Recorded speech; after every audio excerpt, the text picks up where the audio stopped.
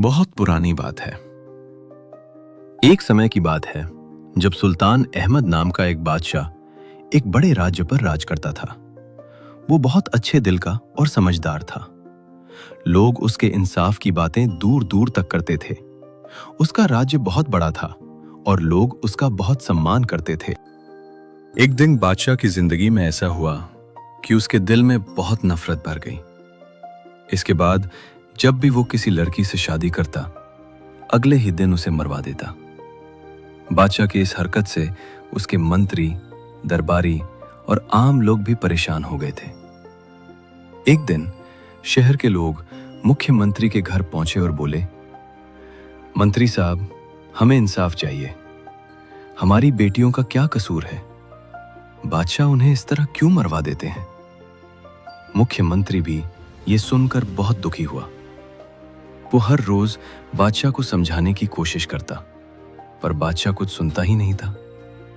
लोगों ने कहा, मंत्री साहब, किसी भी तरह बादशाह को समझाइए और हमारी बेटियों की जान बचाइए।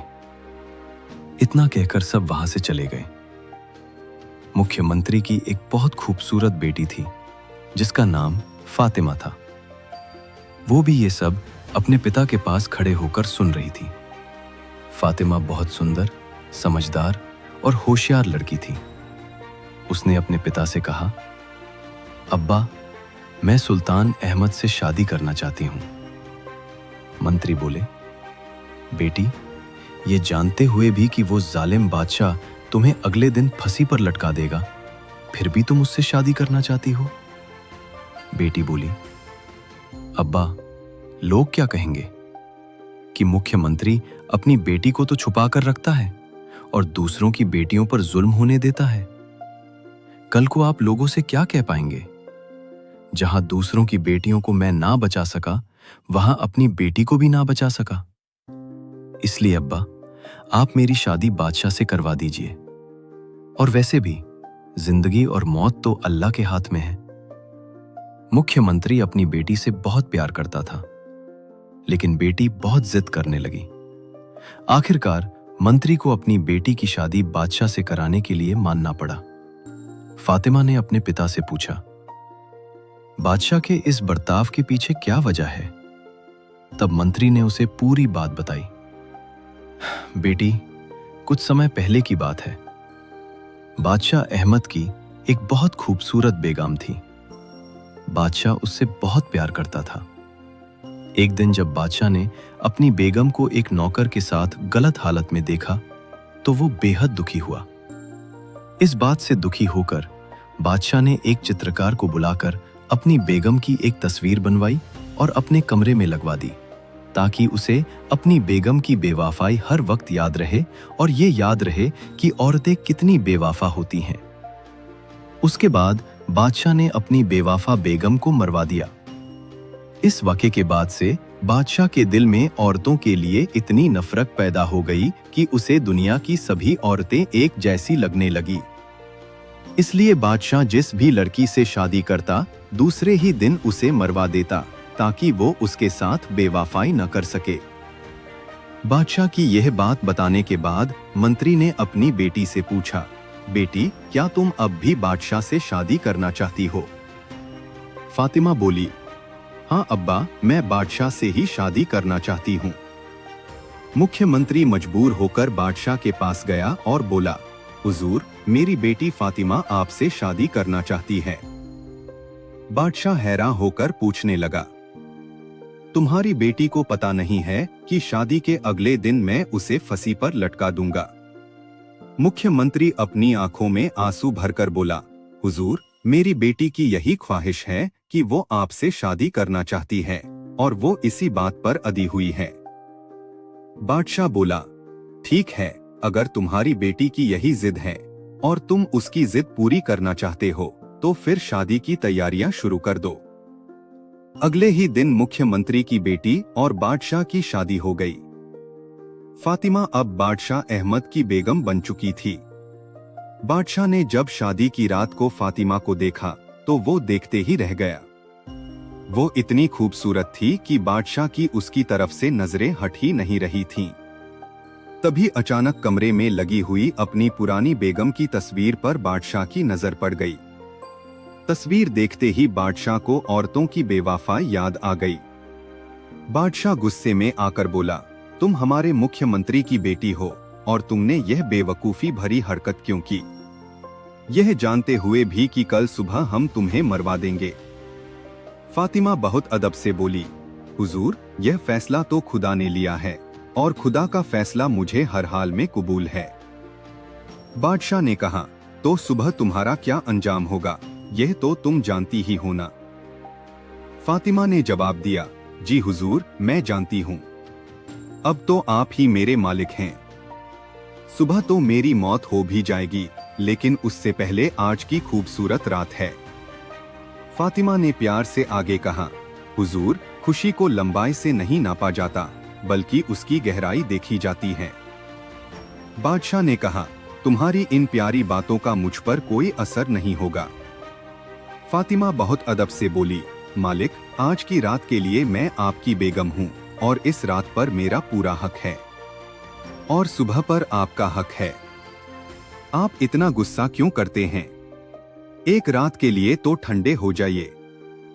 यह सुनकर बादशाह अहमद थोड़ा ठंडा हो गया। फिर फातिमा बोली, मालिक, मैं आपका दिल बहलाने के लिए आपको क्या सुनो? कोई किस्सा सुनो, कोई शेर सुना। बादशाह बोला, तुम मेरी एक रात की बेगम हो और इस रात पर तुम्हारा पूरा हक है। चलो, तुम मुझे एक किस्सा ही सुना दो। उसके बाद फातिमा बहुत प्यार से बादशाह को शरबत पेश किया और फिर उसने किस्सा सुनाना शुरू कर दिया। वो बोली, हुजूर, एक व्यापारी था। उसकी एक बेगम, एक जवान बेटी और 3 छोटे बेटे थे। वो व्यापार करता था। उसे अपनी बेटी की शादी भी करनी थी। एक बार उसे व्यापार के लिए एक लंबे सफर पर जाना पड़ा। सफर पर जाने से पहले वो अपने पूरे घर वालों से मिला। उसकी बेटी ने उसे कुछ खजूर दिए और कहने लगी, अब्बा, सफर लंबा है, अगर आपको भूख लगे तो इन्हें रास्ते में खा लेना। व्यापारी ने उन खजूरों को अपनी थैली में रखा और अपने सफर के लिए निकल पड़ा। चलते चलते जब वो थक गया तो रास्ते में उसे एक तलब नजर आया। तलब काफी नीचे था और वो ऊंचाई वाले रास्ते से गुजर रहा था। वहां से सफर तय करते करते वो नीचे तलब तक आ गया। ये सोचकर वो वहां बैठ गया कि खजूर खा लूं और पानी भी पी लूं। व्यापारी वहां बैठकर खजूर खाने लगा और खजूरों की गुठलियां तलब के पानी में फेंक रहा था। तभी तलब के अंदर से एक बहुत बड़ा दानव निकल कर आया। उस दानव के हाथ में एक बहुत बड़ी तलवार थी। व्यापारी ने जब उस दानव को देखा तो परेशान हो गया, डर के मारे कांपने लगा। दानव गराजते हुए बोला, मैं तुम्हें अभी मार डालूंगा, मारने के लिए तैयार हो जाओ। व्यापारी, जो डर के मारे कांप रहा था, बोला, ए दानव, मेरा कसूर क्या है? मैंने क्या किया है जो तुम मुझे मारना चाहते हो? दानव बोला, तुमने खजूर खाकर गुठली तलब में फेंकी, जो मेरे छोटे से मासूम बच्चे के गले में जाकर फैंस गई और वो मर गया। व्यापारी बोला, लेकिन मुझे तो तुम्हारा बेटा नजर ही नहीं आया। दानव ने गुस्से में कहा, हम दानव इंसानों को नजर नहीं आते। व्यापारी बेचारा रोता हुआ और कांपता हुआ बोला, इसमें मेरा क्या कसूर है अगर दानव इंसानों को नजर नहीं आते? दानव बोला, तुम्हें सावधानी से खजूर खानी चाहिए थी। अब तुम जान बचाने के बहाने मत ढूंढो। व्यापारी ने कहा, अगर ये मेरी गलती है तो मुझसे नादानी में हुई है। दानव बोला, नादानी में हो या जानते हुए, गलती तो गलती होती है। अब मैं तुमसे अपने बेटे की मौत का बदला लूंगा। ये सुनकर बेचारा व्यापारी डरते डरते बोला, दानव भाई, अगर मुझे मारने से तुम्हारा बदला पूरा हो जाएगा तो ठीक है, तुम मुझे मार सकते हो, लेकिन मेरी तुमसे एक गुजारिश है, मुझे कुछ वक्त दे दो ताकि मैं उन लोगों का कर्ज लौटा सकूं जिनसे मैंने कर्ज लिया था। वो देखो, उन लोगों का सामान और अमानत है जो मैंने लोगों तक नहीं पहुंचाई। और मेरी एक जवान बेटी है जिसकी मुझे शादी करनी है। मेरी तुमसे ये गुजारिश है कि तुम मुझे कर्ज चुकाने दो और मेरी बेटी की शादी करने दो, फिर तुम खुशी से मेरी जान ले लेना। जब फातिमा यह किस्सा सुना रही थी तभी सुबह होने लगी। फातिमा चुप हो गई। बादशाह ने पूछा, तुमने किस्सा सुनाना बंद क्यों कर दिया? मुझे यह बताओ कि दानव ने व्यापारी को मार दिया या नहीं? फातिमा बोली, रात खत्म तो बात खत्म। अब सुबह हो चुकी है हुजूर, और मेरे मारने का वक्त हो चुका है। बादशाह बोला, लेकिन मुझे इतना तो बताओ कि दानव ने उस व्यापारी को मारा या छोड़ दिया? फातिमा बोली, हुजूर, कहानी बहुत लंबी है, इससे सुनाने के लिए वक्त की जरूरत होगी, लेकिन अब तो वक्त खत्म हो चुका है। बादशाह बोला, वक्त को मैं रोक लूंगा। फातिमा बोली, हुजूर, क्या वक्त को कोई रोक सका है? बादशाह ने जवाब दिया, हम तुम्हें एक रात की जिंदगी और देते हैं, अब तुम मुझे वो किस्सा सुनाओ। फातिमा बोली, हुजूर, किस्से तो रातों को सुनाए जाते हैं और अब तो सुबह हो चुकी है, आपको अपने राज्य के काम भी करने होंगे। बादशाह बोला, ठीक है, मैं तुम्हें एक दिन और एक रात की जिंदगी और देता हूं। इसके बाद फातिमा वुजू करने के लिए गई। उसने इबादत की। बादशाह ये सब कुछ देख रहा था और दिल ही दिल में सोच रहा था, इतनी लड़कियां मेरे पास आई, सबके चेहरे डरे हुए थे, लेकिन इसके चेहरे पर डर क्यों नहीं है? ये घबरा क्यों नहीं रही है? मुझे किस्सा तो ऐसे सुना रही है जैसे ये जिंदगी भर मेरे साथ रहेगी। खैर, इसका किस्सा मुझे बहुत दिलचस्प लग रहा है। बादशाह फातिमा को देखता रहा और उसके बारे में सोचता रहा। तभी अचानक बादशाह की नजर उसकी पुरानी बेगम की तस्वीर पर पड़ गई। तस्वीर देखते ही बादशाह फिर से गुस्से में आ गया और कमरे से बाहर चला गया। दिन भर उसने अपने सारे काम निपटाए। उधर फातिमा अल्लाह से दुआ कर रही थी, या अल्लाह, या मेरे रब, मेरे शौहर को अकल दे, उन्हें सही रास्ता दिखा ताकि वो दीन और हक के रास्ते पर चल सकें। जब शाम हुई तो बादशाह अपने कमरे में आया। फातिमा ने उसके हाथ धुलवाए, उसे खाना पेश किया। बादशाह ने कहा, ये तुम नौकरों वाले काम क्यों कर रही हो? फातिमा बोली, नहीं मालिक, ये तो एक बेगम का फर्ज है कि वो अपने शौहर का ख्याल रखे। बादशाह ने कहा, तुम मेरी एक रात की बेगम हो, उसके बाद तो ये काम नौकरों को ही करने हैं। फातिमा बोली, मालिक, मुझे इस रात में आप अपनी खिदमत का मौका दें ताकि मैं मरते वक्त अपने दिल पर यह बोझ लेकर ना मरूं कि मैंने अपने शौहर की खिदमत नहीं की। ये सुनकर बादशाह के दिल को बहुत सुकून मिला, लेकिन फिर उसे अपनी पुरानी बेगम की बेवफाई याद आ गई और बादशाह अहमद फिर से गुस्से में आ गया। वो बोला, तुम फालतू की बातें मत करो, बस मुझे वो किस्सा सुनाओ। फातिमा अब किस्सा सुनाना शुरू करती है।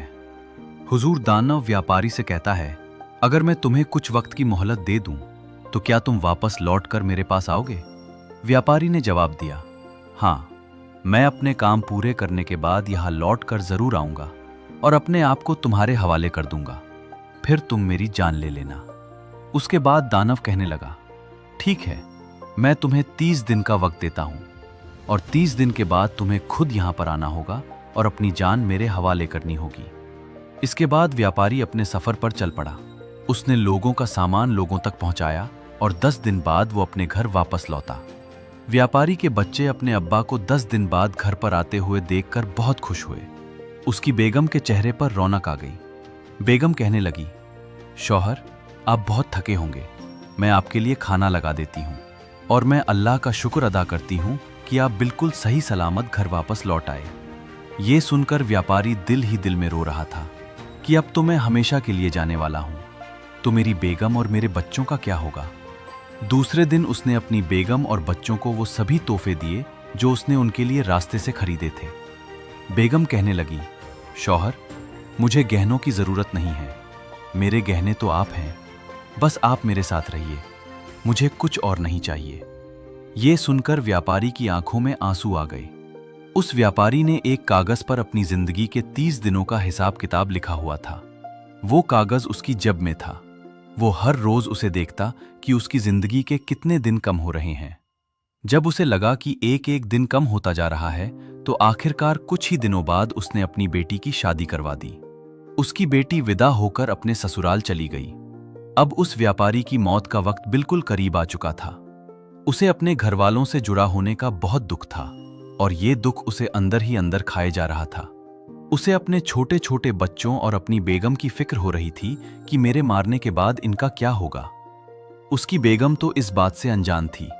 उसे बिल्कुल भी पता नहीं था। वो तो आराम से बेखबर होकर सो रही थी, लेकिन व्यापारी को तो नींद ही नहीं आ रही थी।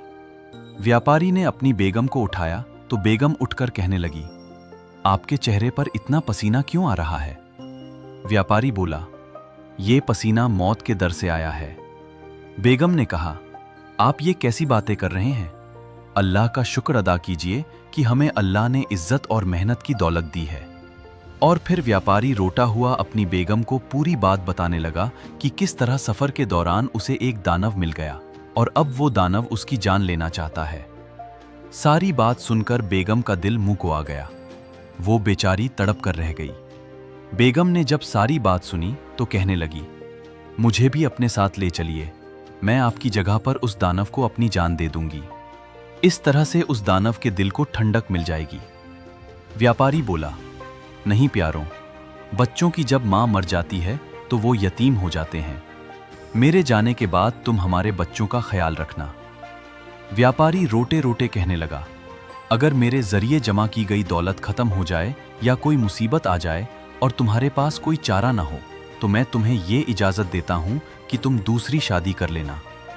ये सुनकर बेगम कहने लगी, शौहर, आपके जाने के बाद अगर बुरे हालात आ गए तो मैं मेहनत कर लूंगी, लोगों के घरों में काम कर लूंगी, बर्तन धो लूंगी, कपड़े धो लूंगी, मांग कर खा लूंगी, लेकिन कभी भी दूसरी शादी नहीं करूंगी। मेरी खुशियां आप हैं, मेरी रौनक आप हैं, मेरी सांसें आपसे जुड़ी हैं। ये कहकर वो अपने शौहर के सीने से लगकर रोने लगी। फातिमा यह किस्सा सुना ही रही थी कि बादशाह बीच में ही बोल पड़ा, वाह क्या औरत है, ऐसी भी औरत इस दुनिया में होती है। फातिमा बोली, जी हुजूर, आपने सच कहा। इस दुनिया में कुछ औरतें और मर्द ऐसे होते हैं जो शौहर बेगम के पाक रिश्ते को गुनाह से गंदा कर देते हैं, और कुछ बदनसीब होते हैं जो इस पाक रिश्ते की इज्जत को नहीं समझ पाते और गुनाह के रास्ते पर चल पड़ते हैं, जिनकी वजह से नेक औरतों पर भी उंगली उठाई जाती है और उन्हें बदनाम किया जाता है। यह सुनकर बादशाह सोच में पड़ गया। फातिमा आगे किस्सा सुनाना शुरू करती है। हुजूर, सुबह होते ही वो व्यापारी अपने सफर को रवाना हो गया। व्यापारी की बेगम और बच्चे रो रहे थे, तड़प रहे थे। व्यापारी उन सब से विदा लेकर अपने सफर के लिए रवाना हो गया। लंबा सफर तय करने के बाद जब वो अपनी मंजिल तक पहुंचा, जहां पर उसने अपनी जान देनी थी, व्यापारी ने दानव को आवाज दी, ए दानव, मैं हाजिर हूं। आज मेरे 30 दिन पूरे हो गए हैं, आओ मेरी जान ले लो और अपना बदला पूरा कर लो।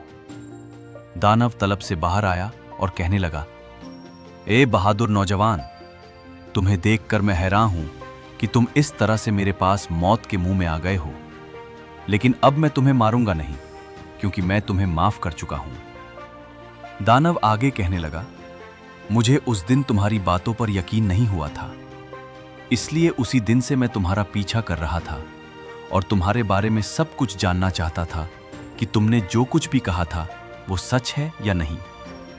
लेकिन अब मैं जान गया हूं कि तुम एक बहुत नेक और सच्चे इंसान हो।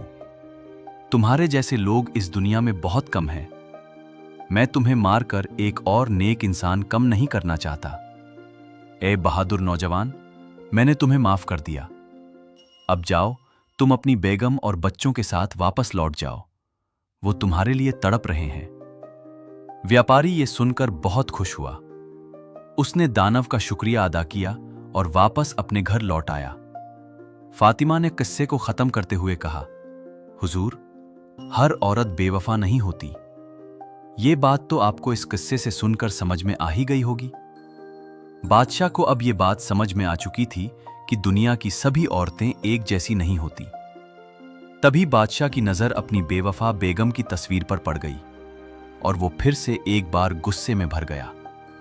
तभी फातिमा उस तस्वीर के सामने आ गई और कहने लगी, मालिक, जब तक आप इस तस्वीर को तबाह नहीं कर देते, दूसरी औरतें आपको बेवफा ही लगेंगी और आपको बस इसकी बेवफाई ही याद आएगी और मेरी वफा आपको याद नहीं आएगी। बादशाह ने उसी वक्त अपनी बेवफा बेगम की तस्वीर को तोड़ दिया और फातिमा का हाथ पकड़ लिया।